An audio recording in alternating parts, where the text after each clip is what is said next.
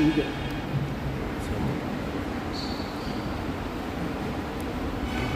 Audio கட்டி audio வராது.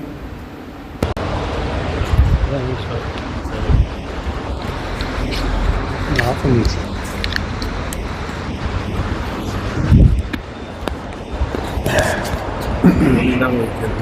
கட்டி ஆமாம் மாற்றி கொடுக்குது.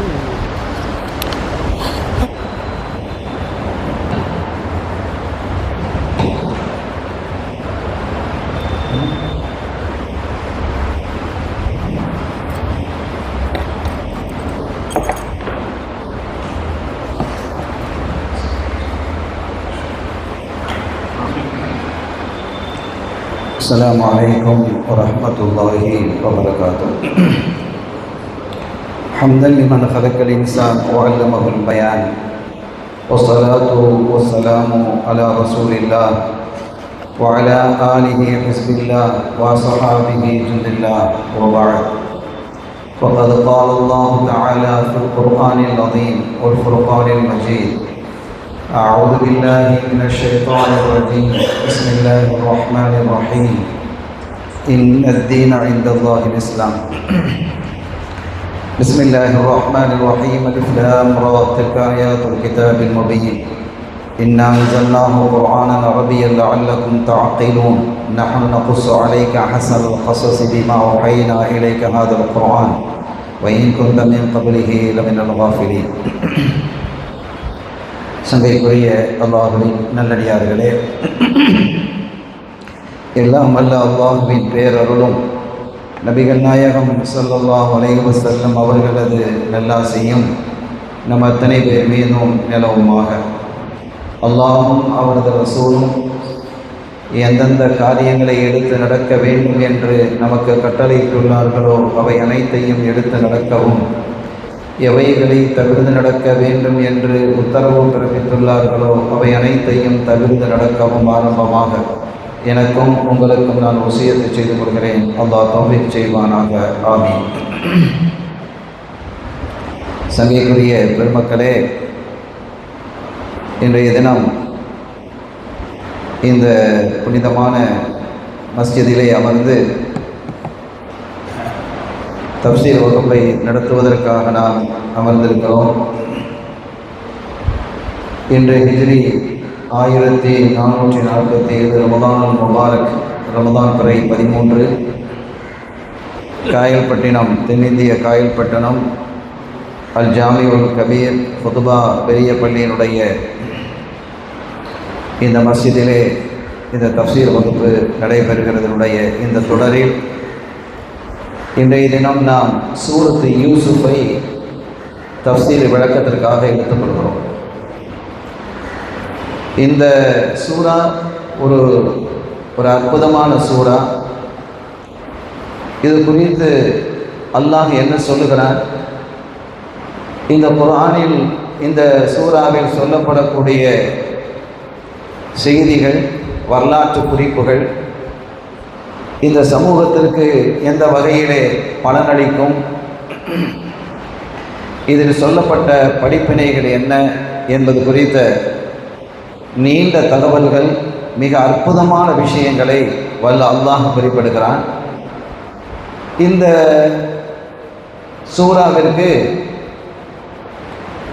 அருமையான இமாம்கள் மிக அற்புதமான அழகான விளக்க உரைகளை தந்திருக்கிறான். அதோடு இன்றைய காலத்தில் விஞ்ஞானம் தொடர்பான பல தகவல்களும் அதில் இணைந்திருக்கிறது. அதையெல்லாம் இணைத்து ஒரு கோர்வை செய்து ஒரு சிறு ஆய்வும் செய்து இன்ஷா அல்லாஹ் இந்த சூறாவை நாம் தொடராக நடத்தலாம் என்று நான் கருதி இருக்கிறேன்.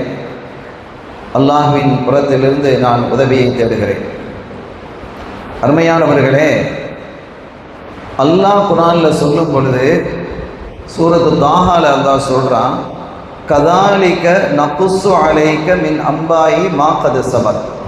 நாயகமே, உங்களுக்கு முன் சென்றவர்களுடைய வரலாறை நாம் அவ்வாறு கூறியிருக்கிறோம். முன்னால் பல பேருடைய பல சமூகங்கள் வாழ்ந்தது. ஆது சமூகம்ல ஒரு சமூகம் வாழ்ந்தது. சமூதுன்னு ஒரு சமூகம் வாழ்ந்தது. இப்படி பல சமூகங்கள் வாழ்ந்திருக்கிறது. அந்த சமூக வாழ்க்கை எப்படி இருந்தது என்பதை குறித்தெல்லாம் குர்ஆன் பேசுகிறது. இன்றைக்கு நமது வாழ்க்கை எப்படி இருக்கிறது என்பதை அதனோடு ஒப்பீடு செய்து பார்க்கணும். நாம் வாழக்கூடிய வாழ்வு எத்தகையது, அவர்கள் வாழ்ந்த வாழ்க்கை எத்தகையது என்பதையெல்லாம் இந்த குர்ஆன் நமக்கு தெளிவுபடுத்துகிறது. இனிமேல் என்னென்ன நடக்கும் என்பதையும் குர்ஆன் சொல்லுகிறது. எல்லாவற்றையும் நாம் விவரிக்க முடியாது. சூரா யூசுஃபுக்குள்ளே நின்று நாம் என்ன செய்வோம், சில விஷயங்களை பேசுவோம். இந்த சூரா தாஹாவினுடைய இந்த வசனத்தில் அல்லாஹ் சொல்றான், கத் ஆதைனாக மில்லதுன்னா திக்ரா, நம்மிலிருந்து ஒரு அற்புதமான வேதத்தை நாம் உங்களுக்கு தந்திருக்கிறோம். இந்த குர்ஆனை நம்ம ஆய்வு செய்து பார்த்தால் ரொம்ப ஆச்சரியமாக இருக்கும். நாம் திகைத்து போய் விடுவோம்.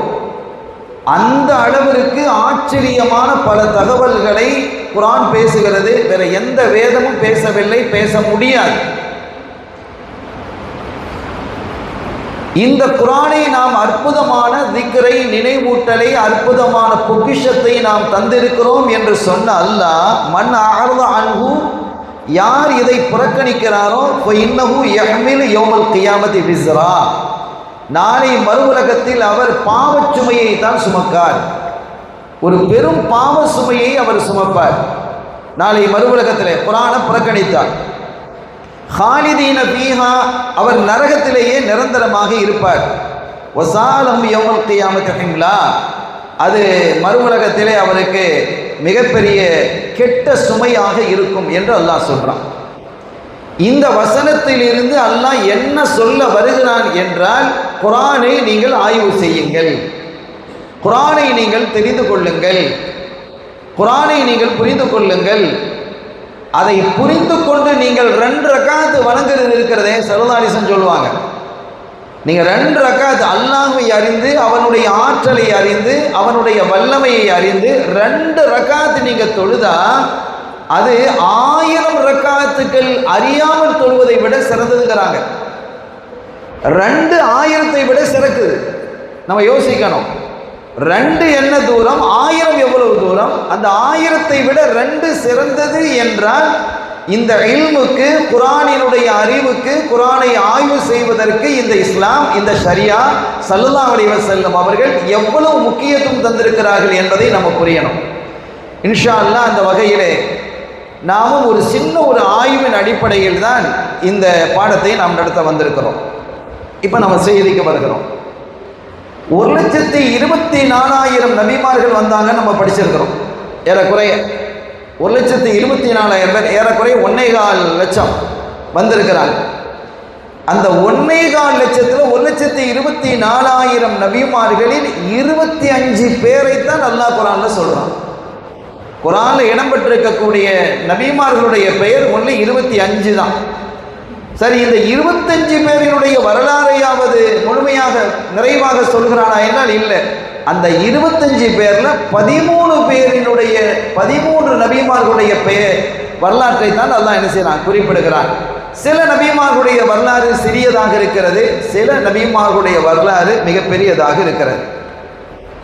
மூசா அலைஹிஸ்ஸலாம் அவர்களுடைய வரலாறை பரவலாக சொல்கிறான். இப்ராஹிம் அலைஹிஸ்ஸலாம் அவர்களுடைய வரலாறை பரவலாக சொல்கிறான். ஆனா ரொம்ப அதிகமாக சொன்னது மூசா நபியினுடைய வரலாறு தான். நீங்க வரிசை எடுத்து பார்த்தா மூசா நபியினுடைய பெயர் மாத்திரம் குர்ஆன்ல 64 தடவை இடம்பெறுது. வேற எந்த நபிமார்களும் இவ்வளவு இடம்பெறல. கண்மணி ஸல்லல்லாஹு அலைஹி வஸல்லம் அவர்களுடைய திருநாமம் 5 இடத்துல இடம்பெறுது. பிற நபிமார்களுடைய பெயர்களும் என்ன செய்ய இடம்பெறுது. ஆனா மூசா நபியினுடைய பெயர் இடம்பெற்ற அந்த எண்ணிக்கை அளவுக்கு வேற எந்த நபிமாருடைய பெயரும் இடம்பெறல. படிப்பினையில் அதில் அதிகம் இருக்கு, அதில் அதிகமான படிப்பினை இருக்கிறது. ஆனால் எந்த நபியினுடைய வரலாற்றையும் அல்லாஹ் வரிசைப்படுத்தி சொல்லலை. சூரத்துல் பக்ரால இருக்குது, சூரத்துல் கஸஸ்ல இருக்குது, சூரத்துல் நம்லில் இருக்கு. இப்படி மாறி மாறி மாறி அந்த நபிமார்களுடைய வரலாறுகளை பரவலாக என்ன செஞ்சிருக்கிறான், குர்ஆன் முழுவதுமாக அல்லாஹ் சொல்லியிருக்கிறான்.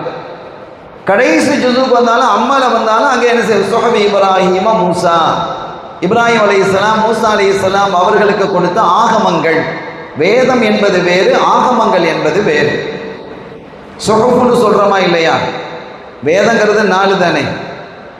மூசா அலி இஸ்லாம் கொடுத்த தௌராத்து, தாவூத் அலி இஸ்லாம் கொடுத்த ஜபூரு, ஈசா அலி இஸ்லாம் அவர்களுக்கு கொடுத்த இன்ஜீலு, சல்லல்லாஹு அலைஹி வஸல்லம் கொடுத்த குர்ஆன் ஷரீஃப் 4.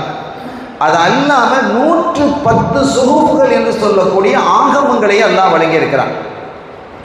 அதில் ஆகமங்கள் என்றால் அதில் சட்ட திட்டங்கள்லாம் இருக்காது, ஒன்லி அட்வைஸ், நசீஹத்துகள் தான் அதில் என்ன செய்யும், பெரும்பாலும் இருக்கும். ஹைர். இப்போ இந்த நபிமார்களுடைய வரலாறுகளை நீங்கள் பார்த்தீங்கன்னா ஒவ்வொரு பகுதி அங்கொன்றும் இங்கொன்றுமாக அல்லாஹ் பரவலாக சொல்லியிருக்கிறான். தர்த்தீபாக எந்த நபியினுடைய வரலாற்றையும் அல்லாஹ் சொல்லல, யூசுப் நபியினுடைய வரலாற்றை தவிர. சூரத்து இப்ராஹிம் இருக்குது, சூரத்து ஹூத் இருக்குது. அவங்களுடைய வரலாறு அப்படி முழுமையாக வருதாண்ட வரல, பிற வரலாறுகளும் வருது, பிற செய்திகளும் வருது, அவங்க செய்திகளும் இடம்பெறுது. ஆனால் சூரா யூசுப் இருக்குது, யூசுஃபுடைய வரலாறை அல்லாஹ் சிறு வயதிலிருந்தே துவக்கி சொல்றான்.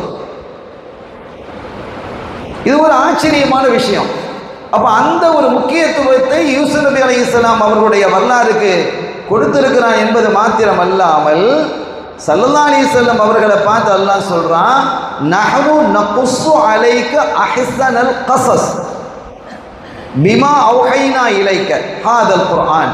இந்த குர்ஆன்ல உங்களுக்கு நாம் பல வரலாறுகளை நம்ம சொல்லியிருக்கிறோம், உங்களுக்கு நிறைய வரலாறுகளை நம்ம சொல்லியிருக்கிறோம்.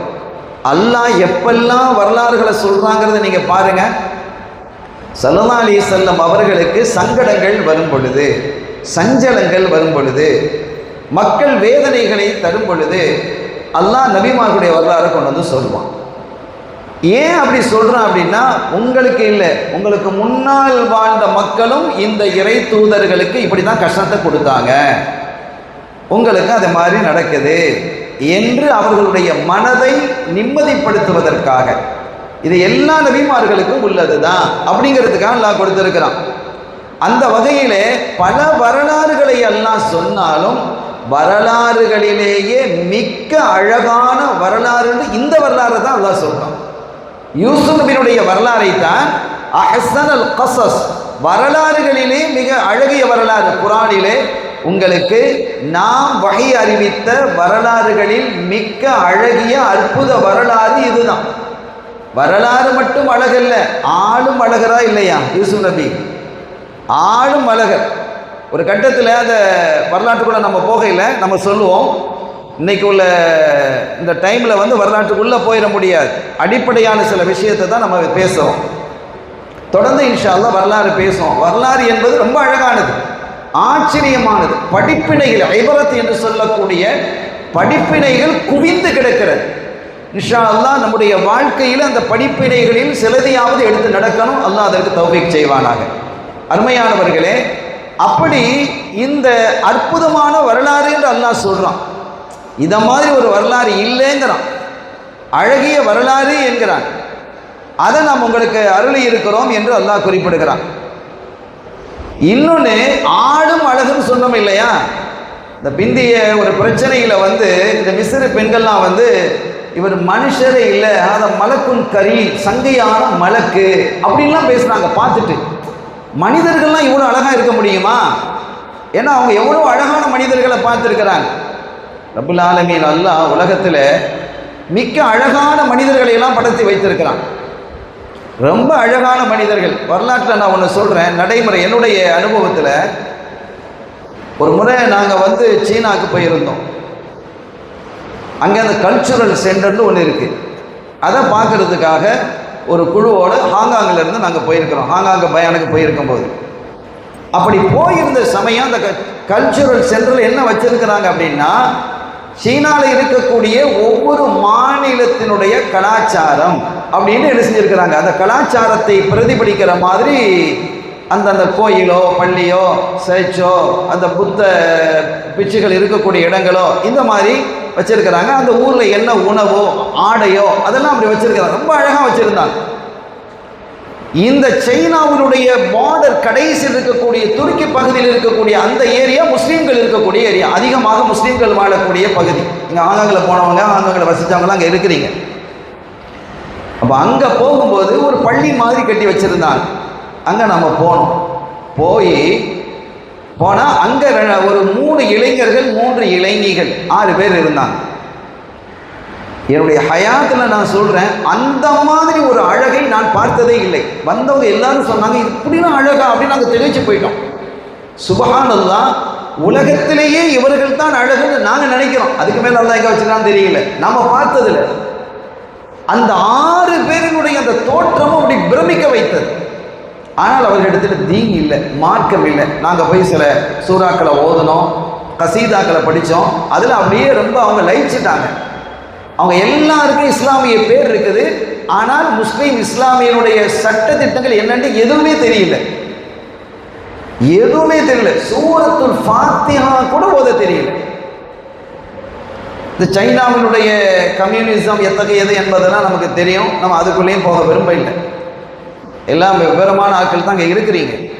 அப்போ அந்த கம்யூனிசம் என்பது பொதுவாக மதத்தை மார்க்கத்தை அங்கீகரிக்காது பெரும்பாலும். அப்போ அந்த வகையில் நாங்கள் போகும்போது கடைசியில் அவங்கள விட்டு பிரியறதே கஷ்டமாக இருந்தது. வெளியில் நாங்கள் வரும் பொழுது, எங்களுடைய குழு வெளியில் வரும் பொழுது, அதில் ஒரு பையன் எங்களுடைய வர்றார். ஒரு 19 வயசு இருக்கும், அவ்வளோதான். என்னை கூட்டிகிட்டு போயிடுங்க அப்படிங்கிறோம். என்னை உங்கள் நாட்டு கூட்டிகிட்டு போயிருங்க, மார்க்கத்தை எனக்கு சொல்லித்தாங்க அப்படின்னு அழுகுறான். ரொம்ப ஆச்சரியமாக இருந்தது. எப்படி கூட்டிகிட்டு போகிறது? நம்ம கூட்டிகிட்டு போனோம்னா அவன் நம்மளை அங்கே உள்ளே வச்சிருவான். அந்த மாதிரி நடந்துடும். அப்போ அவனை சொல்லி சமாளித்து, நீ எங்கே இருக்கக்கூடிய ஆலிம்கள் யாராக இருந்தால் அவங்களோட தொடர்பு கொள்ளு அப்படின்ட்டு நம்ம பிள்ளைகள் சைனாவில் பேசி அவனுக்கு விளக்கங்கள் சொன்னாங்க. அப்போ நம்ம பார்த்த அழகு நம்மை பிரமிக்க வைத்தது. ஆனால் யூசுப் அலைஹிஸ்ஸலாமுடைய அழகு இருக்கிறதே, அது அற்புதம். அதை பார்த்த போது எல்லாருமே, அந்த பெண்கள் எல்லாம், மிஸ்ரு பெண்கள்லாம் திகைச்சு போனாங்க. கையை அறுத்தாங்கன்னு குர்ஆன் சொல்லுது. ஃபகத்தஅன ஐதியஹுன்ன அப்படின்னு வருது. எனவே வரலாறும் அழகு, வரலாற்று நாயகரும் அழகு. அவ்வளவு அழகான தோற்றத்திலே ரப்பல் ஆலமீன் அல்லாஹ் ஜல்ல ஷானஹு வ தஆலா சையதுனா யூசுப் அலைஹிஸ்ஸலாம் அவர்களை படைத்திருக்கிறான். அதையும் தாண்டி அழகு தான் கண்மணி ஸல்லல்லாஹு அலைஹி வஸல்லம். அவங்க எல்லாத்தையும் நம்ம டாப் ஒன்று, அவங்கள நம்ம கொண்டு வரல. ஒவ்வொரு துறையிலேயும் ஒரு நபியை அல்லாஹ் சிறப்பாக்கி வைத்திருக்கிறான். எல்லாவற்றிலும் உச்சத்தை சிகரத்தை தொட்டவர்கள் ஸல்லல்லாஹு அலைஹி வஸல்லம் அவர்கள். அதை நாம் புரிஞ்சுக்கணும். இப்போ இந்த வரலாற்றை அல்லாஹ் எங்கிருந்து ஆரம்பிக்கிறான் என்றால் கனவிலிருந்து ஆரம்பிக்கிறான். இந்த குர்ஆன்ல கனவிலிருந்தே இது ஆரம்பிக்கிறான். இது கால யூசுஃபு லி அபீஹி யா அபதி இன்னி ரஅய்து அஹத அஷர கௌகபன். தன்னுடைய வாப்பாட்ட சொல்றாங்க, யாக்கூப் அலைஹிஸ்ஸலாம் அவங்கள்ட்ட சொல்றாங்க. யாக்கூப் அலைஹிஸ்ஸலாம் யாரு அப்படிங்கிறத ஒரு ஷார்ட் பிரீஃபா உங்களுக்கு அந்த வரலாறை நான் சொல்லுவேன் இன்ஷா அல்லாஹ். அதை சொன்னாதான் இந்த தொடர் நமக்கு புரியும். திடீர்னு இந்த வரலாறுக்கு உள்ள நம்ம போறதை விட அதுக்கு முன்னால் உள்ள சில விஷயங்களை, இது என்னுடைய தர்தீப் அல்ல, தஃசீருடைய இமாம்கள் அதை கொண்டு வர்றாங்க. இதை கொண்டு இதை பேசும் பொழுதுதான் இதனுடைய யதார்த்தம் என்னங்கிறது புரியும் அப்படிங்கிறத நமக்கு அவங்க சொல்றாங்க. சரி, இந்த ஆயத்தை நம்ம சொல்லிடுவோம். யூசுப் அலைஹிஸ்ஸலாம் சொல்றாங்க, பாப்பா நான் ஒரு கனவு கண்டேன். 11 நட்சத்திரங்கள், சூரியன், சந்திரன், வஷம்ஸ வல் கமர ரஅய்துஹும் லீ சாஜிதீன், அவை அனைத்தும் எனக்கு சுஜூது செய்கிற மாதிரி நான் கனவு கண்டேன் அப்படின்னு சொல்றாங்க. யாக்கூப் அலைஹிஸ்ஸலாம் அவர்கள் திகைத்து போயிட்டாங்க, அப்படியே ஆடிட்டாங்க. திகைச்சு போயிட்டு சொன்னாங்க, காலையா புனைய மகனே, லா தகுசுஸ் ருயாக்க, இந்த உன கனவை அலா இஹ்வதிக, உன்னுடைய சகோதரர்களிடம் சொல்லி விடாதே, சொல்லாதே. ஏன் சொல்லக்கூடாது அப்படின்னா, ஃபயகீதுலக கைதா, அவங்க சூழ்ச்சி செய்வாங்க, அதன் மூலமாக உனக்கு ஆபத்து ஏற்படும். ஏன்னா இந்த கனவுல அவங்க நபி இல்லையா, யாக்கூப் அலைஹிஸ்ஸலாம் நபி, வாப்பா நபியா இருக்கிறாங்க. அவங்க புரிஞ்சுக்கிட்டாங்க இந்த கனவுகளுடைய தாற்பயம் என்னங்கிறத விளங்குறாங்க. விளங்கிட்டு அவங்க சொன்னாங்க, மகனே, வல்ல அல்லாஹ் இந்த கனவின் வாயிலாக ஒரு செய்தியை உனக்கு சொல்கிறான். அல்லாஹ் கனவின் மூலமாக செய்தி சொல்லுவான், மூமின்களுக்கும் சொல்லுவான், ஷைத்தானும் சொல்லுவான். நாம் காணுற கனவு அது அல்லாஹ்வின் புறத்தில் உள்ளதா ஷைத்தானின் புறத்தில் உள்ளதான்னு பிரித்தறிய நமக்கு தெரியணும். நமக்கு தெரியாது, கஷ்டம். அதனால அதில் கவனமாக இருக்கணும். நம்ம காண்ற கனவுலாம் நல்ல கனவு நினைச்சிடக்கூடாது. காண்ற வித்தியாசமான கனவாக இருக்கும், அது கெட்ட கனவாகவும் இருக்காது. ஒரு பயங்கரமான கனவு கண்டிப்பாக வைங்க, அது ஹைராக கூட இருக்கும். ஒரு முஹத்திஸ், உதாரணத்துக்கு சொல்கிறேனே, ஒரு முஹத்திஸ் ஹதீதை ஆய்வு செய்யக்கூடிய ஒருத்தர், அவர் ஒரு கனவு காண்றார். கனவு கண்டுட்டு திகைச்சிட்டாங்க. அந்த கனவு பார்த்து அப்படி கைகாலாம் நடுங்குது. அன்றைய காலத்தில் இப்னு சீரீன் என்ற ஒரு பெரிய தாபி இருந்தாங்க. சாபிகளே அடுத்த காலம் சஹாபிட்ட படித்தவங்க. இப்னு சீரீன் ரஹிமஹுல்லாஹ் கனவுக்கு விளக்கம் சொல்வதில் நம்பர் 1 அவங்க தான். இந்த உம்மத்திலேயே கனவுக்கு விளக்கம் சொல்வதில் நம்பர் 1 அவங்க தான். இந்த வரலாறு சூரா யூசுஃபே கனவு சம்பந்தப்பட்டது தான். 3 வகையான கனவுகள் இதில் இடம்பெறுது. யூசுப் நபி கண்ட கனவு, கைதிகள் கண்ட கனவு, அரசன் கண்ட கனவு என்று கனவாக இருக்குது. இது கனவின் சூரா என்று கூட சொல்லலாம். அப்ப இப்னு சீரீன் ரஹிமஹுல்லாஹ் அவங்க அவங்கள்ட்ட கனவுக்கு விளக்கம் சொல்றதுல ஆச்சரியமானவர்கள், அற்புதமானவர்கள். இன்ஷா அல்லாஹ் அந்த கனவுடைய இந்த வரலாற்றினுடைய தொடரில் நான் அவங்களை பற்றி சொல்லுவேன். ஏன்னா இது கனவு சம்பந்தப்பட்ட ஒரு சூறாவாக இருப்பதால் இப்னு சீரீன் ரஹிமஹுல்லாஹ் அவர்களை தவிர்க்க முடியாது. அவ்வளவு பெரிய நுட்பமானவர்கள். அப்ப அவங்கள்ட்ட இந்த முஹத்திஸ், இந்த ஹதீஸ் ஆய்வாளர் கேட்கிறாரு, நான் ஒரு கனவு கண்டேன், எனக்கு பயமா இருக்கு, கைகள்லாம் நடுங்குது, என்ன கனவு சொல்லுங்க. ஏன்னா அவங்களையும் பற்றி தெரியும், அவங்க ஒரு சாலிஹான மனிதர், ரசூலுல்லாஹ்வுடைய ஹதீதுகளை ஆய்வு செய்கிறாரு. எனவே அவர் தப்பான ஆள் இல்லை. ஆனால் கனவு இப்படி வித்தியாசமாக கண்டிக்கிறேன்னு சொல்கிறாங்களே, சொல்லுங்க அப்படின்றதும், நான் ரசூலுல்லாஹி ஸல்லல்லாஹு அலைஹி வஸல்லம் உடைய கபரை தோண்டுவதாக கனவு கண்டேன். நான் போய் கபரை தோன்றேன். அப்போ அவங்க சொன்னாங்கன்னா, நீங்கள் பார்த்த ஹைரன் ரஐதா, நீங்கள் பார்த்த கனவு நல்ல கனவு, ரசூலுல்லாஹ்வினுடைய சுன்னத்துக்களை எல்லாம் நீங்கள் ஹயாத்தாக்குவீர்கள். இப்போ நம்ம பார்க்கறதுக்கு ஒரு மாதிரியா இருக்கா இல்லையா? சில சமயம் நல்ல கனவு மாதிரி இருக்கும், அதுக்கு கெட்ட பொருள்களும் இருக்கும். நல்ல கனவு மாதிரி இருக்கும், நல்லதாகவும் இருக்கும். கெட்ட கனவாக இருக்கும், கெட்டதாகவும் இருக்கும். கெட்ட கனவு மாதிரி இருக்கும், நல்லதாகவும் இருக்கும். நல்ல கனவு மாதிரி இருக்கும், கெட்டதாகவும் இருக்கும். இதுக்கு விளக்கம் சொல்வதற்கென்று ஒரு தனி ஆற்றலும் இல்மும் இருக்கிறது. எல்லாரும் தன் இஷ்டத்துக்கு கனவுக்கு விளக்கம் சொல்லக்கூடாது, அது பெரிய ஆபத்து. அது ஆபத்தும் என்று சொல்றாங்க. கனவுக்கெல்லாம் வாயில வந்த மாதிரி விளக்கம் சொல்லக்கூடாது. அப்படிதான் ஒரே மூத்தா வருது, எங்க அம்மா கூப்பிடுறோம் கனவுல, அப்படின்னா மூத்தா போய் வரண்ட அர்த்தம். அப்படி கிடையாது. அப்படி விஷயம் மூத்த கண்ணா கூட நாள் வாழ்வாங்களாம், அப்படிலாம் ஒன்றும் கிடையாது. ஒவ்வொரு நபரை பொறுத்தும் அந்த கனவு மாறும். ஒரே கனவு தான், இவருக்கும் வந்திருக்கும், அவருக்கும் வந்திருக்கும். ஆனால் இவருக்கு வேற விளக்கம், இவருக்கு வேற விளக்கம். நபரை பொறுத்தும் கனவினுடைய விளக்கம் மாறும். நேரத்தை பொறுத்தும், காலத்தை, சூழலை பொறுத்தும் கனவினுடைய விளக்கம் மாறும். கண்ணியத்திற்குரிய பெருமக்களே, எனவே இவங்க இப்படி ஒரு கனவு காண்றாங்க. 11 நட்சத்திரங்கள், சூரியன், சந்திரன், இவைகள் எல்லாம் தனக்கு சுஜூது செய்வது மாதிரி என்ன செய்யறாங்க, கனவு காண்றாங்க. இதை வாப்பா சொல்றாங்க, யாக்கூப் நபி, வாப்பா நீ யார்ட்டையும் சொல்லிடாத, குறிப்பா உன் சகோதரர்கள்ட்ட சொல்லிடாத. பிரதர்ஸ் மொத்தம் 12 பேர், அவங்களுக்கு பிரதர்ஸ் 12 பேர், நீ யார்ட்டையும் சொல்லக்கூடாது என்று சொல்லிட்டாங்க. ஆனால் அப்பா அந்த பிள்ளைக்கு என்ன வயசு தெரியுமா? யூசுப் அலைஹிஸ்ஸலாத்துக்கு 10 வயசு. அந்த கனவு காணும்போது ஏறக்குறைய 10 வயசு. சின்ன பிள்ளை தானே, சொல்லிட்டாங்க. காக்கா தானே, எல்லாம் காக்கா தானே அப்படின்னு 10 காக்கா, அவ ஒன்று 11, 12வது தம்பி ஒன்று இருக்குது புன்யாமின்னு சொல்லி, மொத்தம் 12 பேர். இவங்க சொல்லிட்டாங்க. கடைசி என்ன ஆச்சு? ஒரு சதி திட்டம் உருவானது. அந்த சதி திட்டத்தை பற்றி குர்ஆன் அழகாக விவரிக்கிறது. அதை நாம் அடுத்து பேசுவோம். இப்போ யூசுப் அலைஹிஸ்ஸலாம் அவர்களை குறித்து நமது கண்மணி நாயகம் ஸல்லல்லாஹு அலைஹி வஸல்லம் அவர்கள் சொல்லும் பொழுது கரீம் என்கிறார்கள். கரீம் சங்கையானவர். இப்னுல் கரீம் சங்கையானவருடைய மகன். இப்னுல் கரீம் சங்கையானவருடைய பேரன். இப்னுல் கரீம் சங்கையானவருடைய பூட்டன் அப்படிங்கிறான். இந்த சிறப்பு வேறு எந்த நபிக்கும் கிடைக்கல. சங்கையான் ஒரு நபியில், இவங்களும் நபி. அவங்க வாப்பா யாக்கூப் அலைஹிஸ்ஸலாம் நபி, அவங்க வாப்பா இஸ்ஹாக் அலைஹிஸ்ஸலாம் நபி, அவங்க வாப்பா இப்ராஹிம் நபி. இந்த 4 பேர் நபியா இருக்கிறாங்க. அதனால கரீம் இப்னில் கரீம் இப்னில் கரீம் இப்னில் கரீம் அப்படின்னு ரசூல் ஸல்லல்லாஹு அலைஹி வஸல்லம் சொன்னதாக நம்ம அன்னை ஆயிஷா ரலியல்லாஹு தஆலா அன்ஹா குறிப்பிடுறாங்க. அப்போ இவ்வளவு பெரிய ஒரு சிறப்பு வேற எந்த நபிக்கும் கிடைக்கல. வாப்பா வாப்பாட வாப்பா அவங்க வாப்பா. அப்ப 4 தலைமுறையாக நபியாக இறை தூதராக வந்தது என்பது இவர்களுடைய காலத்தில் மட்டும்தான். அப்ப இதுல துவக்கம் யார் இருக்கிறா? இப்ராஹிம் அலைஹிஸ்ஸலாம் இருக்கிறாங்க. இப்ராஹிம் அலைஹிஸ்ஸலாம் இருக்கிறாங்க. இப்ராஹிம் இஸ்லாமுடைய சந்ததியில தான் கண்மணி ஸல்லல்லாஹு அலைஹி வஸல்லம் வர்றாங்க. இந்த இப்ராஹிம் அலைஹிஸ்ஸலாம் அவங்க பிறந்தது ஈராக்கில் பக்தாத். ஈராக்குடைய தலைன்னு பக்தாத். ஈராக்கில் தான் பிறந்தாங்க. அந்த வீட்டுக்கு நாங்கள் போய் பார்த்தோம். அவங்க பிறந்த வீடு ஒரு மஸ்ஜிதாக வச்சிருக்கிறாங்க. அப்போ ஈராக்கில் இருந்து அவர்கள் என்ன செஞ்சாங்க? அதுக்கு பிறகு மிஸ்ருக்கு போனாங்க. அதுக்கு பிறகு கானான் தேசம் போனாங்க. கானான் தேசம்ங்கிறது இன்றைய பலஸ்தீன். அல்லாஹ் அங்கே நிம்மதியை முஸ்லீம்களுக்கு தருவானாக.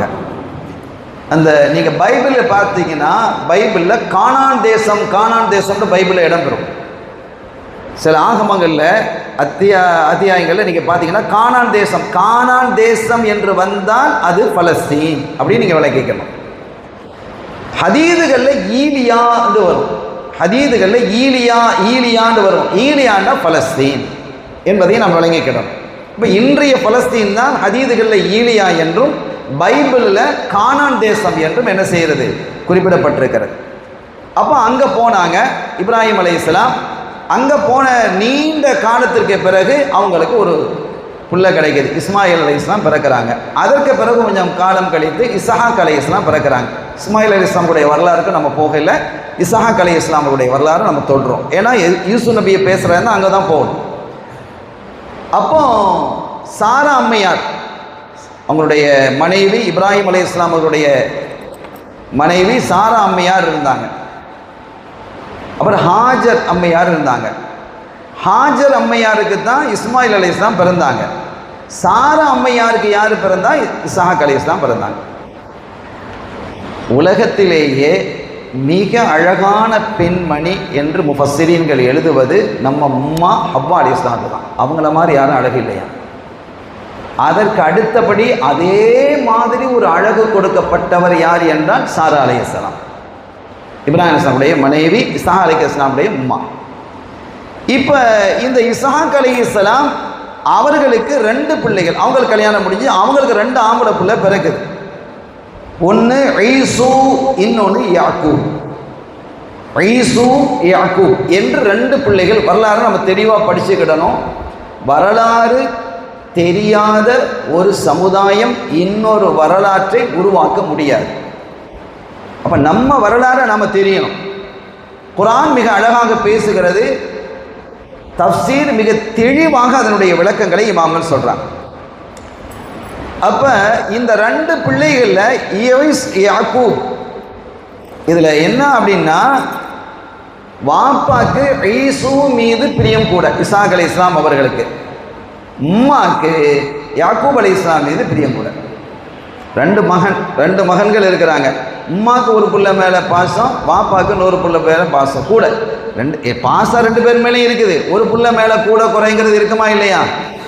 இது இயல்பு தானே. இது ஒன்றும் தப்பு அல்ல, தவறு அல்ல. 4 பிள்ளைகள் இருக்குது. ஆனால் 4 பிள்ளைகளுக்கு சரிசமமாக செய்யணும். எனக்கு அந்த பிள்ளைய கூட பிடிக்குது அப்படிங்கிறதுக்கான கூட கொடுக்க முடியாது, கொடுக்கக்கூடாது, அது ஹராம். ஆனால் பாசம் என்பது கல்பு சம்பந்தப்பட்டது, அது உளவியல் சம்பந்தப்பட்டது. உள்ளம் என்பது அல்லாஹ்வுடைய கையில் இருக்கு. எனவே ஒரு நபரின் மீது கூடுதல் பாசம், ஒரு குறைய பாசம் இருக்கிறது என்பதை மார்க்கம் தடை செய்யவில்லை. ஸல்லல்லாஹு அலைஹி வஸல்லம் அவங்க சொல்றாங்க, யா ரப்பி, 9 மனைவிமார்கள் ஏக காலத்தில் இருந்தாங்க. 11 மனைவிகளில் ஏக காலத்தில் 9 மனைவிமார்கள் இருந்தாங்க.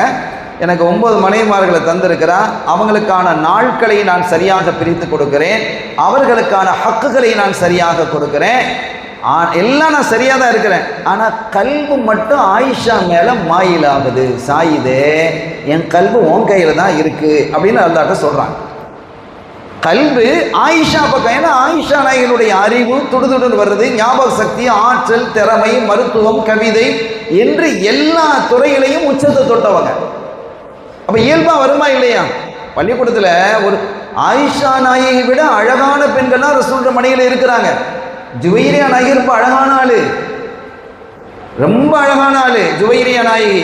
ஆனாலும் ஆயிஷா நாயகி மேலே கொண்டு வந்த அந்த அன்பு, அந்த காதல் காரணம் என்னன்னா அவர்களை கொண்டு கூடுதல் பலன் தன்னுடைய உம்மத்துக்கு இருக்கிறது. நீங்க அடிப்படையை விளங்கணும். சும்மா நேசிச்சாங்கலாம் பேசிட்டு போக முடியாது. ஒவ்வொன்றுக்கும் ஸல்லல்லாஹு அலைஹி வஸல்லம் ஒரு காரியத்தை செய்தால் சொன்னால் அதில் 1000 பொருள்கள் இருக்கும் அப்படிங்கிறத நம்ம விளங்கிக்கிடணும். அந்த வகையில் ஆயிஷா ரலியல்லாஹு தஆலா அவர்கள் மீது என்னுடைய கல்பு சாயுது ரப்பே அப்படின்னு சொன்னாங்க. அப்போ அது ஒரு பிரச்சனை இல்லை. பள்ளிக்கூடத்தில் பிள்ளைகள் இருக்கும், ஒரு பையன் மேலே கூடுதல் பாசம் இருக்கும், நல்லா படிக்கிறான், பிரியம் வருமா இல்லையா? அதே மாதிரி பிள்ளைகளுக்கு மேலே எல்லா பிள்ளைகளும் பிரியமாக தான் இருக்கணும், யாரையும் வெறுக்கக்கூடாது. ஆனால் ஒரு பிள்ளைகள் மீது பாசம் கொஞ்சம் கூடுதலாக தூக்கலாக இருக்கிறதாக இருந்தால் அது தவறல்ல. ஆனால் பிள்ளைகளுக்கு நீங்கள் கொடுக்குறீங்க, பொருளை கொடுக்குறீங்க, சொத்தை கொடுக்குறீங்கன்னா சமமாக கொடுக்கணும், அதில் மாற்றம் செய்யக்கூடாது, அது பாவமாக போயிடும். இப்போ அந்த வகையில் இங்கே இஸ்ஹாக் அலைஹிஸ்ஸலாம் அவர்களுக்கு 2 பிள்ளைகள், யாக்கூப் அலைஹிஸ்ஸலாம், ஈசு. யாக்கூப் அலைஹிஸ்ஸலாத்துக்கு உம்மா அதிக பாசம், உம்மா பிள்ளை, ஈசு பாப்பா பிள்ளை. இப்போ ஈசு என்ன பண்ணாருன்னா வேட்டைக்காரர், அவர் வேட்டையாட போவார். யாக்கூப் அலைஹிஸ்ஸலாம் அப்போ நபி இல்லை, சின்ன வயசு. யாக்கூப் அலைஹிஸ்ஸலாம் ஆடு மேய்க்க போவாங்க. இப்படி தான் இருக்கும். ஒரு நாள் ரொம்ப நாள் வயசாகிட்டு, இஸ்ஹாக் அலைஹிஸ்ஸலாம் அவர்களுக்கு வயசாகி இவங்கெல்லாம் நல்லா வளர்ந்துட்டாங்க, பிள்ளைகள்லாம் நல்லா வளர்ந்து வாலிபம் ஆகிட்டாங்க, இவங்களுக்கு பெரிய வயசாகிடுச்சு, கண் பார்வை போயிடுச்சு. இஸ்ஹாக் அலைஹிஸ்ஸலாம் அவர்களுக்கு கண் பார்வை இல்லை. ஒரு நாள் வாப்பா அப்படின்னு கூப்பிடுறாங்க, யார மகனை ஐசுவை கூப்பிடுறாங்க. என்ன வாப்பா, நீ காட்டில் போய் நல்ல ஒரு காட்டு ஆட்டை வேட்டையாடி, எனக்கு ஒரு ஆசையாக இருக்கு, காட்டில் இருக்கக்கூடிய ஆடு இருக்கு இல்லையா, அது நல்ல கொழுத்து இதாக இருக்கும், காடில் இருக்க நல்ல காடுகளில் மேயுது, அதில் அருமையான ஒரு ஆட்டை போட்டு அறுத்து நல்ல சுட்டு எனக்கு கொண்டு வரணும், நீ கொண்டு வா, எனக்கு அது ஆசையாக இருக்குது, நான் உனக்குன்னு பிரத்யேகமாக ஒரு துவா செய்கிறேன் அப்படின்னு என்ன செஞ்சாங்க சொன்னாங்க. இவருக்கு பெரிய சந்தோஷம், வாப்பாவோட ஸ்பெஷல் துவா கிடைக்க போகுது அப்படின்னு ஒரு காட்டுக்கு போயிட்டார். இதை யார் கேட்டுக்கிட்டீங்கிறான்? உம்மா கேட்டுக்கிட்டீங்கிறான். உம்மாவுக்கு பிரியம் யார்? யாக்கூப். அவள் போன உடனே போயிட்டு வர்றதுக்கு எப்படியும் 2 நாள் ஆகிடும். சரி வா மகனே இங்கே வா, வாப்பா ஸ்பெஷல் துவா கேட்க போகிறாங்க, நபி அவங்க துவா கேட்க போகிறான்னு காக்காவுக்கு சொல்லிட்டாங்க. இப்போ நீ என்ன செய், நீ ஒரு ஆட்டாரு நல்ல சூப்பராக சுட்டு நல்ல எல்லாம் போட்டு தந்தூரி மாதிரி போட்டு கீட்டுக்கெல்லாம் கொண்டு வந்து நீ என்ன செய்யணும்னு கேட்டால் உன் காக்காவுடைய ட்ரெஸ்ஸை நீ போட்டுக்கோ.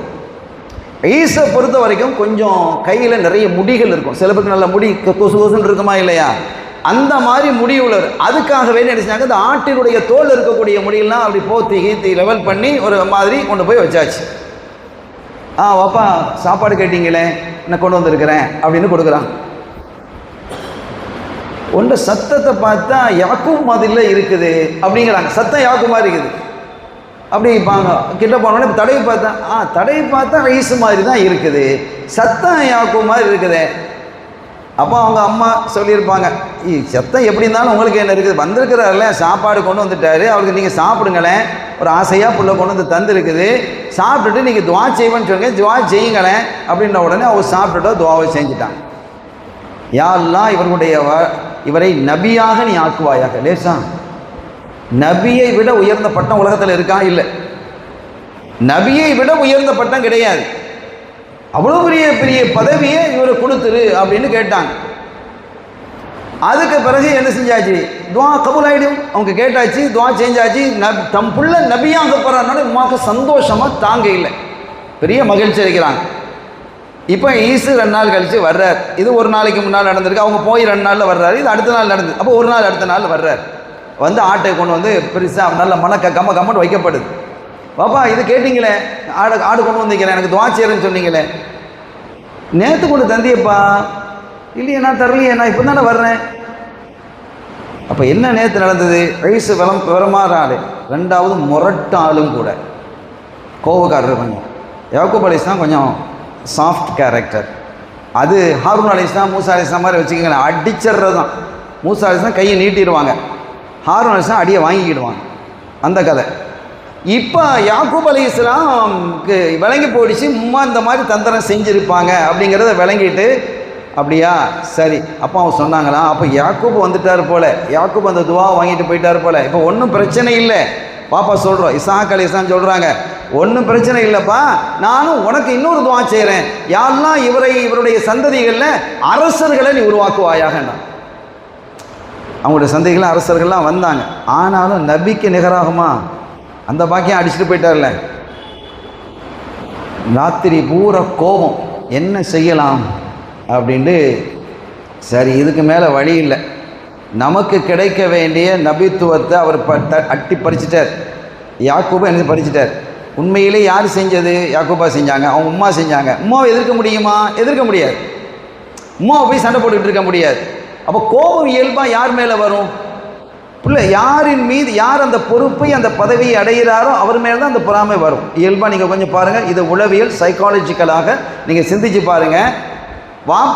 ஒரு வாப்பா இருக்கிறான்னு வைங்க, அவர் 2 பிள்ளைகளுக்கு, ஒருத்தருக்கு வாங்க அவனுக்கு எல்லாம் சாமான்கள் தரப்போகிறேன், பண்டம் தரப்போகிறேன்னு சொல்லி ஒருத்தருக்கு நல்ல பண்டத்தை கொடுத்துட்டு ஒருக்கு கொஞ்சம் டப்பா பண்டத்தை கொடுத்தான்னு வைங்க, லோக்கா பக்காவை கொடுத்தா என்ன ஆகும்? இவருக்கு யார் மேலே கோவம் வரும்? வாப்பா மேலே கோவம் வரணும், அவர் மேலே கோவம் வரும். நீங்கள் பாருங்கள், அந்த மனித மனம் அப்படித்தான். இப்போ ஒரு மனிதன் இன்னொரு மனிதன் மீது பொறாமை கொள்றான்னு வைங்க, இப்படி இருந்தான், இன்னைக்கு இவ்வளோ உச்சத்தில் போயிட்டானே, நம்மகிட்ட வேலைக்கு சேர்ந்தவன் இன்னைக்கு பெரிய கோடீஸ்வரன், இவ்வளோ பெரிய பங்களா கட்டிருக்கிறான், இத்தனை கார் வச்சிருக்கிறான், பொறாமை வருதா இல்லையா? யார் மேலே பொறாமப்படணும்? பொறாமப்படுறதா இருந்தா கொடுத்தது அல்லாலோ, நீ கொடுத்தது அல்லா அல்லவா? இமாம் ஹஸ்ஸாலி போனவங்களும் சொல்லுவாங்க, நீ பொறாமை கொள்வதாக இருந்தால் அல்லா மேலே கொள்ளணும். நீ உண்மையிலேயே உன்னை அறியாமல் அல்லா மேலே தான், அல்லாவுடைய நியாமத்தின் மீது நீ பொறாமை கொள்கிறாய்பாங்க. இப்போ ஈசுக்கு என்ன பிரச்சனை அப்படின்னா, தனக்கு கிடைக்க வேண்டிய இந்த நுபுவத்தை அவர் பறிச்சிட்டாரு, நபித்துவத்தை நபிப்பட்டதை பறிச்சிட்டாரு அப்படின்னு இனி கத்தல் பண்ணிட வேண்டியது தான். தம்பிலாம் பார்க்கக்கூடாது, வேலையை முடிச்சிடணுங்கிற முடிவுக்கு வந்துட்டாரு. அவருடைய செயல்பாடுகள்லாம் அம்மாவுக்கு விளங்கிடுச்சு. மகனை கூப்பிட்டாங்க, வாப்பாங்கவா, இதுக்கு மேலே நீ இருந்தால் உனக்கு ஆபத்து, நீ என்ன செஞ்சிரு, இங்கிருந்து வேற ஊருக்கு போயிரு. ஒரு ஊரை சொல்லி அந்த ஊரில் என் சகோதரர் இருக்கிறார், உன் மாமா, என்னுடைய சகோதரர் உன்னுடைய மாமா இருக்கிறாரு, நீ அங்கே அங்கே போயிரு அப்படின்னு சொல்லி ராத்திரியோட ராத்திரி அனுப்பி விட்டுட்டாங்க. யாக்கூப் அலைஹிஸ்ஸலாம் விட்டா போதுன்னு ஒரே ஓட்டமாக ஓடிட்டாங்க. காக்காவை கண்டா பயம். சும்மாவே யாக்கூப் அலைஹிஸ்ஸலாம் காக்காவுக்கு பயப்படுவாங்க, ஏன்னா அவ்வளோ கொஞ்சம் முரட்டு ஆசாமி. அப்போ அதோடு அவங்க என்ன செஞ்சிட்டாங்க, அவங்க புறப்பட்டு நேராக அவங்களுடைய மாமாவினுடைய ஊருக்கு என்ன செஞ்சிட்டாங்க, போய் சேர்ந்துட்டாங்க. அருமையான பெருமக்களே, அங்கே மாமாவுக்கு ரொம்ப பிரியம். அது நம்ம பிள்ளை வந்திருக்கிறாரு, சகோதரருடைய மருமகன் வந்திருக்கிறாருன்னு சொல்லி ரொம்ப சங்கைப்படுத்தி கொண்டு அவங்களுக்கு உண்டான வேலைகள் கொடுத்து அவங்களுக்கு உண்டான பொறுப்புகள். அவர் பெரிய வசதியோடு இருக்கிறார். மாமா பெரிய வசதி, மல்டி மில்லியனாக இருக்கிறார். அப்போ அதற்கு பிறகு என்ன செஞ்சாருன்னு கேட்டால், அந்த மாமா தன்னுடைய மகளை கல்யாணம் முடித்து வைக்கிறார். மூத்த மகளை கல்யாணம் முடித்து வைக்கிறார். மூத்த மகளை தன்னுடைய மருமகன் தானே, மருமகனாகவும் ஒன்றா இருக்கிறாரு, மருமகனாராகவும் ஆக்கிக்கிட்டாங்க, மருமகனார். அப்போ ரெண்டாவது என்ன செய்ய, தன்னுடைய மூத்த மகளுக்கு கல்யாணம் முடித்து வச்சு, அதில் லியா, அந்த பெண்ணின் பேர் லியா என்பது அந்த பெண்ணினுடைய பெயர். இப்போ கல்யாணம் முடித்து நிறைய பரக்கத்தாக குழந்தைகளை பெற்றுக்கிட்டே இருக்கிறாங்க. அதற்கு பிறகு என்னன்னா, இவங்களுக்கு யாக்கூபு நல்ல பிள்ளையா இருக்கிறாரே, இன்னொரு பிள்ளை இருக்கிற மகள் இருக்கிறாவே, அவளையும் கல்யாணம் முடித்து வச்சிருவோம். ராஹில் என்று சொல்லக்கூடிய ரெண்டாவது ஒரு பெண். 2 மகளையுமே யாருக்கு கல்யாணம் முடித்து வைக்கிறாங்க, யாக்கூப் அலைஹிஸ்ஸலாம் அவர்கள் கல்யாணம் முடித்து வைக்கிறாங்க. அந்த ஷரியத்தில் 2 சகோதரிகளை ஒன்றா கல்யாணம் முடிக்கிறது ஜாயிஸ், அந்த ஷரியத்தில் ஆகும். ஒரு லாத்தாவும் தங்கச்சி இப்போ நம்ம கல்யாணம் முடிக்க முடியுமா? ஒரே சமயத்தில் லாத்தா ஹயாத்தா இருக்கும்போது தங்கச்சியை கல்யாணம் முடிக்க முடியாது. 2 கல்யாணம் முடிக்கலாம், 3 கல்யாணம் முடிக்கலாம், 4 கல்யாணம் முடிக்கலாம். யார் முடிக்கிறா? 2 கல்யாணம் முடிக்கிறதுக்கு தகுதி உள்ளவங்களும் கல்யாணம் முடிக்க மாட்டேங்கிறாங்க, ஒன்னோட நிற்கிறாங்க. அல்லாஹ் தஆலா பொங்கியஹு மா தாபலக்கும் மினன் நிசாயி மஸ்னாடு தான் ஆரம்பிக்கிறான். 2 கல்யாணம் முடிங்கோ அப்படின்னு ஆரம்பிக்கிறான். ஆனால் இங்கே எல்லாம் ஒன்னோட தான் என்ன செய்து நிற்குது. ஏதாவது ஒன்று டிவோர்ஸ் ஆச்சு அப்போ கல்யாணம் முடிக்கிறாங்க, அல்லது மௌத்தாயிட்டா கல்யாணம் முடிக்கிறாங்களே தவிர ஒரே சமயத்தில் 2 பொண்டாட்டி வச்சுருக்கிறதுக்கு யாராக இருக்கிறாங்களா? ரொம்ப ரேர். முன்னால் அந்த கொழும்புக்கு போனவங்க கொஞ்சம் கல்யாணம் முடிச்சு இருந்தாங்க. அப்போ அதை விட ஊர்லேயே 2 கல்யாணம் முடிச்சிருக்காங்கன்னு சொன்னால் அது 1000ல் 1 இருக்குமான்னு கூட சொல்ல முடியாது. சரி, அப்படி 2 கல்யாணம் முடிக்கிறதாக இருந்தால் 2 லாத்தா தங்கச்சியும் ஒரே நேரத்தில் கல்யாணம் முடிக்க முடியாது. இது நம்முடைய ஷரியத்தில் உள்ளது. ஒரு ஆளை கல்யாணம் முடிச்சிருக்கிறோம், லாத்தாவையோ தங்கச்சியோ, அவங்க மூத்தாயிட்டாங்க, அப்போ அடுத்தவங்க சகோதரியை முடிக்கலாம். ஏக காலத்தில் சகோதரிகளை கல்யாணம் முடிக்க முடியாது. அது மட்டுமல்ல, அது தொடர் தனியாக, அது ஃபிக்ஹுடைய விஷயம். ஆனால் அந்த ஷரியத்தில் என்னன்னு கேட்டால் ஆகுமானதாக இருந்தது. 2 சகோதரி கல்யாணம் முடிக்கலாம். 2 சகோதரர் கல்யாணம் முடித்தாங்க. மூத்த சகோதரிக்கு 10 ஆம்பளை பிள்ளைகள் பிறந்தாங்க. மூத்த சகோதரி லியாவிற்கு 10 ஆம்பளை பிள்ளைகள் பிறக்குது யாக்கூப் அலைஹிஸ்ஸலாம் மூலம். 2வது சகோதரிக்கு ராஹில், அவங்களுக்கு 2 பிள்ளை தான். யூசுப் அலைஹிஸ்ஸலாம், புனியாமீன் அல்லது பின்யாமீன், பி எப்படின்னு சொல்லிக்கலாம். புனியாமீன் என்ன செய்கிறாங்க, பிறக்கிறாங்க. பிறந்து அந்த நிஃபாஸுடைய காலத்தில் அவங்க இரத்த போக்கு அதிகமாகி அந்த ராஹில் மௌத்தாயிட்டாங்க. ராஹில் ரொம்ப அழகாக இருப்பாங்க. சாரா அலைஹிஸ்ஸலாத்துடைய அந்த அந்த வாரிசு அது வருது. அந்த ரொம்ப அழகாக இருப்பாங்க. லியாவை விட தங்கச்சி ரொம்ப அழகு, ரொம்ப கூடுதல் அழகு. அந்த அழகு தான் யாருக்கு வந்தது, யூசுப் அலைஹிஸ்ஸலாத்துக்கு வந்துடுச்சு. அந்த அந்த வாரிசு வருது பாருங்க, இந்த சாடை வருமா இல்லையா, அது மாதிரி. இப்போ இவர்கள் இந்த ராஹிலுக்கு 2 குழந்தை. யூசுப் அலைஹிஸ்ஸலாம் மூத்தவங்க, இளையவர் புன்யாமீன். மூத்த மனைவிக்கு 10 பிள்ளைகள், ஆக 12 பிள்ளைகள். இப்போ இந்த 12 பிள்ளைகள்லாம் பிறந்து கொண்டு அதுக்கு பிறகு என்ன செய்கிறாங்க, தன்னுடைய சொந்த ஊருக்கு திரும்பி வராங்க. யார், இஸ்ஹாக் அலைஹிஸ்ஸலாம் தன்னுடைய சொந்த ஊருக்கு திரும்பி போவோம் அப்படின்ட்டு வர்றாங்க. எங்கே, கானான் தேசம். கானான் தேசங்கிறது பலஸ்தீன், அந்த பகுதிக்கு என்ன செய்கிறாங்க, சொந்த ஊருக்கு வர்றாங்க. அப்படி வந்து இருக்கக்கூடிய காலகட்டத்தில் இப்போ உம்மா இல்லாத பிள்ளைகள், இந்த 2 பேரும் உம்மா இல்லாத பிள்ளை அவங்க இருக்கிறாங்க, லியா இருக்கிறாங்க. அந்த 10 பேருடைய உம்மா இருக்கிறாங்க.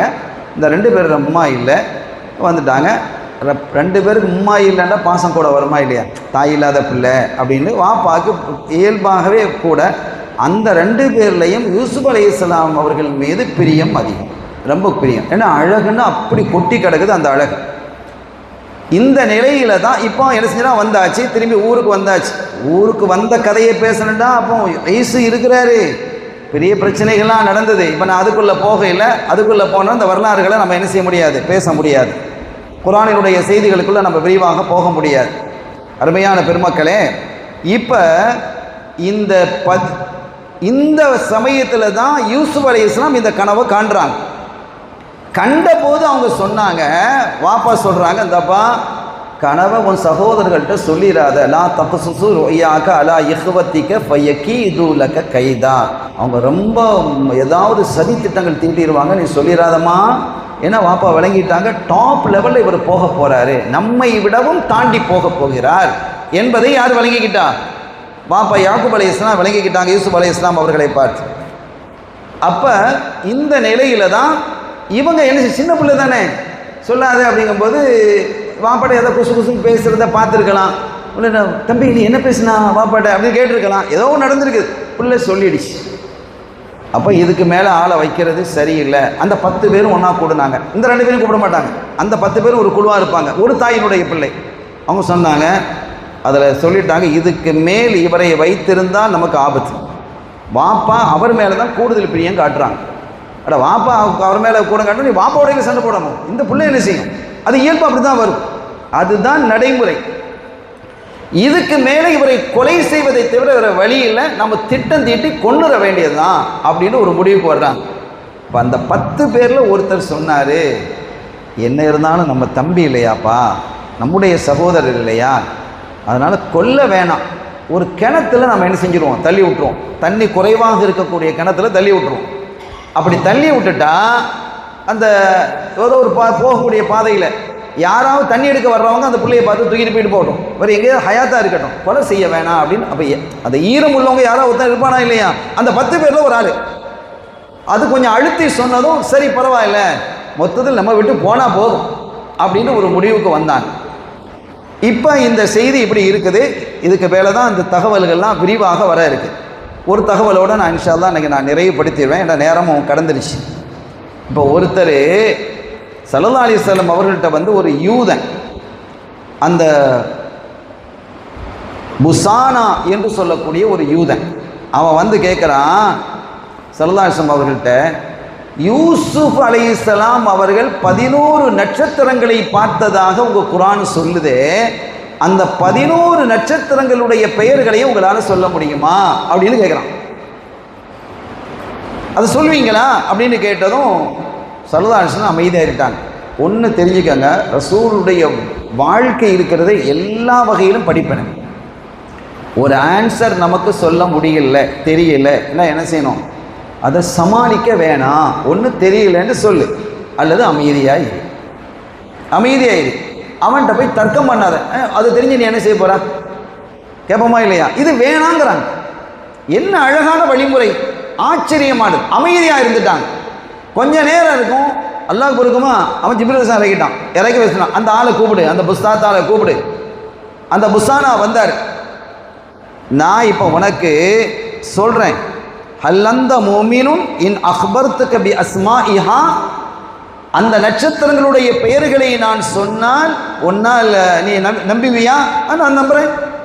சரதாசம் வரும் சொன்னாங்க, ஜிரியான் ஒ தாரிக் ஒ தயால் ஒதுல் கஃப்தான் ஒதுல் கத்துஃபான் ஒ காபிஸ் ஒ சாப் அமர்தான் ஒல் ஃபலீக் அல் மிஸ்பஹ் அஸ் சரூஹ் அல் தியா அன் நூர் என்று 11 நட்சத்திரங்களுடைய பெயர்களையும் சொன்னதும் அவன் சொன்னான், ஃபகால் அல் யஹூதி ஐ வல்லாஹி இன்னஹா ல அஸ்மாஹா, அல்லாஹ் மீது ஆணையாக அதுதான் அவைகளுடைய பெயர்கள், நான் நம்புகிறேன், நான் ஏற்றுக்கொள்கிறேன் என்று அவன் சொன்னான். இப்போ இந்த 11 நட்சத்திரங்கள் குர்ஆன் சொல்லுதே, இது இன்னைக்கு என்ன அப்படின்னு கேட்டால் பிளானட்ஸ், 11 கோள்கள், வானத்தில் 11 கோள்கள் இருக்கிறது என்பதை இப்போ இது விஞ்ஞான சம்பந்தமாக உள்ள போகுது. ஒன்று மெர்க்குரி, புதன். இந்த பாருங்க, அந்த 11 கோள்கள். ஆனால் 11 கோள்களில் வானத்தில் இருக்கக்கூடிய இந்த பிளானட்டில் 8 கோள்கள் மாத்திரம்தான் இது வரைக்கும் கண்டுபிடிக்கப்பட்டிருக்குது. இன்னும் 3 கோள்கள் கண்டுபிடிக்க வேண்டியது இருக்கிறது. ஆனால் 9வது கோளாக ஒன்று கண்டுபிடித்தேன்னு புளூட்டோவை அறிவித்தான். அப்படி அறிவித்துட்டு 2006 அதை வாபஸ் வாங்கினா அது கோள்களுக்கு உண்டான தன்மைகள் அதில் குறைவாக இருக்கிறது, அது குள்ள கிரகம் அப்படின்ட்டான். ட்ராஃப் பிளான்ட், அது குள்ள கிரகம் அப்படின்ட்டு அது முடிவு செஞ்சு அது ஒரு கிரகமாக ஏற்றுக்கொள்ள முடியாது. அப்படி பார்த்தா 9 இல்லை, இப்போ 8 கிரகம் தான் இருக்குது. இன்னும் 3 கிரகங்கள் கண்டுபிடிக்க வேண்டியது இருக்கிறது. அப்போ குர்ஆன் எவ்வளோ விஷயங்களை சொல்லுதுங்கிறத நீங்கள் பாருங்கள். ஒன்று மெர்க்குரி, புதன், இது பூமியிலிருந்து 77 மில்லியன் கிலோமீட்டர் தூரத்தில் இருக்குது. வீனஸ், வெள்ளி, 38 மில்லியன் கிலோமீட்டர் தூரத்தில் இருக்குது. 3வது எர்த், இந்த பூமி, இதுவும் பிளானட் தான். 4வதாக மார்ஸ், செவ்வாய், 225 மில்லியன் கிலோமீட்டர் தூரத்தில் இருக்குது. 5வது ஜூபிட்டர், வியாழன், 628 மில்லியன் கிலோமீட்டர் தூரத்தில் இருக்குது. 6வது சர்டன், சனி, இது 1.2 பில்லியன் கிலோமீட்டர், எங்கேயோ போகுது. எவ்வளோ தூரத்துக்கு எங்கெல்லாம் வளர்ந்து இருக்குது, எவ்வளோ விரித்து வைத்திருக்கிறான் அல்லாஹ். இதை நீங்கள் சிந்திங்கிறான் அல்லாஹ். எங்கே போய் பார்க்கறது? இதை நீங்கள் பார்த்தீங்க, இதை சிந்திச்சிங்கன்னா எனக்கு நீங்கள் ரொம்ப பிரியமாக ஆகிடுவீங்க என்பது மாதிரி குர்ஆன் பேசுகிறது. என்னுடைய ஆற்றலை நீங்கள் என்ன செய்யணும், படிக்கணுங்கிறான். 7வது யுரேனஸ், 2.6 பில்லியன் கிலோமீட்டர், மில்லியன் இல்லை பில்லியன் கிலோமீட்டர். நெப்டியூன், இது 4.3 பில்லியன் கிலோமீட்டர். பூமியிலிருந்து இதெல்லாம் இவ்வளோ தூரத்தில் இருக்குது. இப்போ 8 பிளானட்டை பற்றி நம்ம சொல்லியிருக்கிறோம். ஆனால் இந்த ப்ளூட்டோ என்று சொல்லக்கூடிய இந்த கிரகத்தை 2006 அது கேன்சல் பண்ணிட்டாங்க, அது கிடையாது அப்படின்ட்டு. இந்த கிரகம் என்றால் என்னன்னா, எல்லாமே சூரியனை சுற்றி தான் வரும், அது வட்ட வடிவமாகத்தான் இருக்கும். அதுக்கு என்று ஒரு ஒளி வெள்ளம் இல்லை, அது ஒளியை உருவாக்காது. நட்சத்திரங்கள், சூரியன், சந்திரன், இதெல்லாம் ஒளி இருக்குல்ல, அதே மாதிரி இது ஒளியை உருவாக்காது, இது ஒளி இருக்காது. சந்திரனுக்கு இயல்பா. அப்போ சூரியன் சந்திரன் ஒரு பிளான்ட்டா, அது கோலா கிரகமா இல்லை. அது வானிலை பவனி வரக்கூடிய, வானிலை இருக்கக்கூடிய, விண்வெளியில் இருக்கக்கூடிய இன்னொரு பொருள் அது. எனவே அதை என்ன செய்ய முடியாது, அதை அது தனியாக தான் அல்லாஹ் சொல்றான். 11 நட்சத்திரங்களும் சூரியனும் சந்திரனும் தனியாக தான் அல்லாஹ் சொல்றான். அவங்க கனவு கண்டதில் யூசுப் அலைஹிஸ்ஸலாம் சொல்றாங்க. அதனால இதில் பிளான்ட் என்று சொல்லக்கூடிய கிரகங்களில் அது வராது என்பதை இன்றைய ஆய்வாளர்களும் அதை என்ன செய்கிறாங்க, ஒத்துக்கொள்கிறாங்க. அப்போ அருமையான பெருமக்களே, இந்த சயின்ஸும் இந்த சூறாவில் என்ன செய்யுது, ஸ்டார்ட் ஆகுது. நீங்கள் உள்ளே போய் பார்த்தா அது நிறைய விஷயங்கள் பேசுது. இமாம் தந்தாவி ரஹ்மஹுல்லா அவங்களை நீங்கள் போய் பார்த்தீங்கன்னா அந்த ஆயத்துக்கெல்லாம் சுபஹானல்லாஹ். நமக்கு அது வந்து ஒரு சயின்டிஸ்ட் தான் அதை படிக்கணும். நம்மளால் படித்து செய்கிறப்போ புரிய முடியல. விண்வெளியில் இருக்கக்கூடிய விஷயங்கள் எல்லாம் பற்றி நிறைய பேசுகிறாங்க. இமாம் தந்தாவி நிறைய பேசுகிறாங்க. நமக்கு மண்டையில் படணுமே, நமக்கு அதை பற்றி தெரியல, விளங்க இல்லை. முதல்ல இன்ட்ரெஸ்ட் வரணும், முதல்ல ஆசை வரணும். ஆனால் அதை படிப்பது என்பது இறைவனுக்கு மிக பிரியமானது என்கிறார்கள் முஹம்மது ரசூலுல்லாஹி ஸல்லல்லாஹு அலைஹி வஸல்லம். அஃபலா யததப்பரூனல் குர்ஆன், குர்ஆனை நீங்கள் ஆய்வு பண்ண வேண்டாமா? நீங்கள் ஆய்வு பண்ணுங்கன்னு அல்லாஹ் சொல்கிறான். ஆனால் ஆய்வு நம்ம என்ன செய்யலை, பண்ணலை. ஆய்வு நம்ம பண்ண முடியுதோ இல்லையோ, ஆய்வு பண்ணியதை கேட்கணும் அல்லது படிக்கணும். அதுதான் அந்த வகையிலே இது வந்து இப்போ நம்ம உட்கார்ந்து இந்த விஷயத்தை நம்ம பேசுகிறோன்னு சொன்னால் இது ஒரு மிகப்பெரிய இபாதத்து என்பதையும் நாம் கவனத்திலே கொண்டு இன்ஷா அல்லாஹ் இதனுடைய அற்புதமான இந்த வரலாற்றுக்குள்ளே நம்ம இன்னும் போகலை. யூசுப் அலைஹிஸ்ஸலாம் வரலாறு போகலை, இந்த கனவோடு ஸ்டார்ட் பண்ணியிருக்கிறோம். இன்ஷா அல்லாஹ் நாளை மீண்டும் இந்த செய்திகளை நாம் தொடருவோம். அல்லாஹ் குர்ஆனை விளங்கி, அல்லாஹுவை விளங்கி, அவனுடைய ஹபீபை விளங்கி வணங்கக்கூடிய பாக்கியத்தை அல்லாஹ் நமக்கு தந்தருள் வாலிப்பானாக. பிஹக்கி ஹபீபிஹி ஸல்லல்லாஹு அலைஹி வஸல்லம். அஸ்ஸலாமு அலைக்கும் வரஹ்மத்துல்லாஹி வபரகாத்துஹு. அல்ஹம்துலில்லாஹி ரப்பில் ஆலமீன். அல்லாஹும்ம ஸல்லி அலா ஸய்யிதினா முஹம்மதின் வ பாரிக் வஸல்லிம். அல்லாஹும்ம இக்ஃபிர் லனா ذنوبنا وخطايانا كلها يا رب العالمين. اللهم تقبل هذا المجلس. اللهم انك عفو كريم تحب العفو فاعف عنا. اللهم اجعلنا في هذا الشهر الشريف من السعداء المقبولين، ولا تجعلنا يا الله يا الله يا الله من الاشقاء المطرودين. وصلى الله على سيدنا محمد وآله وصحبه أجمعين، والحمد لله رب العالمين. صلى الله على محمد صلى الله عليه وسلم. صلى الله على محمد صلى الله عليه وسلم. صلى الله على محمد يا ربي صل وسلم.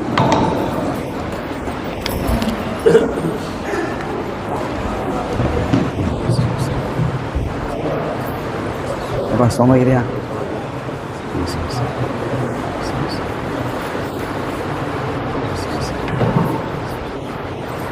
ஆமாம், அது பதிவாகி